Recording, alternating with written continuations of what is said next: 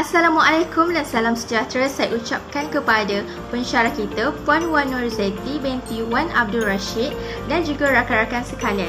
Saya sendiri, Rusnaliza binti Ahmad, akan membentangkan hasil poster kami yang bertajuk Impak Berita Palsu terhadap Kesejahteraan Masyarakat dan juga Negara Malaysia. Infodemik merupakan lambakan maklumat yang kebanyakannya palsu atau tidak sahih sehingga menyebabkan solusi bagi sesuatu masalah menjadi lebih sukar untuk diselesaikan. Terdapat 3 objektif yang ingin kami sampaikan. Yang pertama, mengenal pasti faktor penularan berita palsu dalam kalangan masyarakat. Yang kedua, menjelaskan impak berita palsu terhadap kesejahteraan masyarakat dan juga negara Malaysia. Dan akhir sekali, membincangkan cadangan untuk meningkatkan kesedaran mengenai isu penyebaran berita palsu. Sekadar itu sahaja daripada saya serahkan kepada pembentang yang seterusnya. Faktor penyebaran berita palsu yang pertama ialah sikap masyarakat yang suka menyebarkan tanpa usul periksa. Sesetengah masyarakat bersikap gelojoh dalam menyebarkan sesuatu perkara yang diketahuinya kepada orang ramai disebabkan ingin menjadi orang yang terawal mengetahui dan menyebarkan berita tersebut tanpa memeriksa sama ada berita tersebut sahih ataupun tidak sahih. Yang kedua, penggunaan media sosial secara berleluasa. Umum diketahui penggunaan media sosial pada masa ini merupakan antara perkara yang wajib dan digunakan oleh orang ramai masyarakat terutama golongan muda pada hari ini. Hal ini menyebabkan tiada batasan pergaulan dan masyarakat bebas bergaul untuk berkongsi pendapat dan menyebarkan info-info kepada orang ramai sama ada ia info yang sahih maupun tidak sahih. Yang ketiga, sikap prihatin yang melampau. Walaupun sikap prihatin merupakan sikap yang mulia dan wajar dicontohi, namun sesetengah individu yang terlampau prihatin akan hal orang lain menyebabkan tersebarnya berita dan info palsu seperti merakamkan kejadian yang tidak tahu pokok pangkal kejadiannya dan memfitnah orang tersebut dengan perkara yang tidak dilakukan olehnya.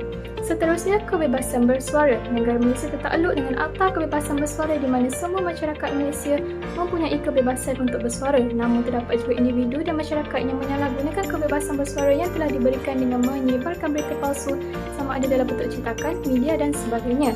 Yang terakhir adalah dendam. Dendam merupakan antara faktor penyebaran berita palsu kerana sesetengah individu mahu memuaskan hati mereka dengan membalas dendam akan perkara mereka tidak puas hati dengan memburukkan seseorang dan menyebarkan berita palsu tentang individu tersebut supaya individu lain turut sama membenci individu tersebut.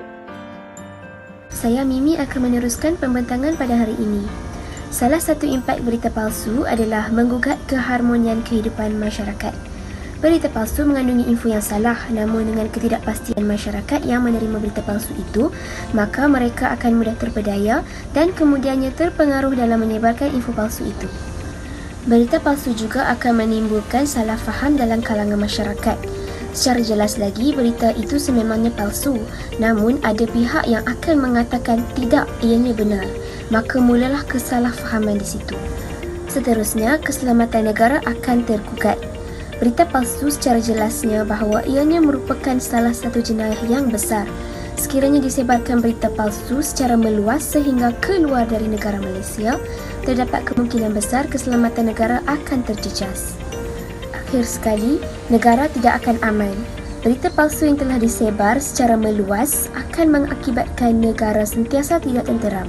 Walaupun sudah dijelaskan info itu salah, terdapat kemungkinan besar bahawa info yang salah itu akan disalahgunakan oleh pihak yang tidak bertanggungjawab yang boleh menyebabkan jatuhnya nama negara.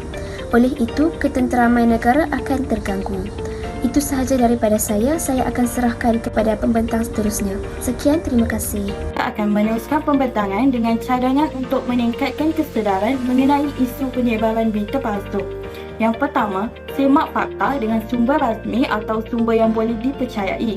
Setiap maklumat yang diterima perlulah diteliti terlebih dahulu dan ditentukan kesahihannya. Yang kedua, mengadakan kempen melalui media sosial untuk meningkatkan kesedaran masyarakat mengenai penyebaran berita palsu.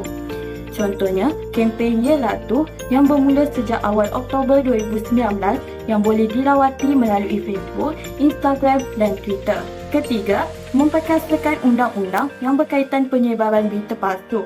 Penyebaran berita palsu ialah kesalahan di bawah Seksyen 211 dan 233 Akta Komunikasi dan Multimedia 1998, di mana pesalah boleh disaman tidak lebih RM50,000 atau dipenjara tidak lebih setahun atau kedua-duanya. Akhir sekali, mengenakan denda atau hukuman penjara kepada mereka yang menyebarkan berita palsu. Itu sahaja daripada kumpulan kami. Sekian, terima kasih.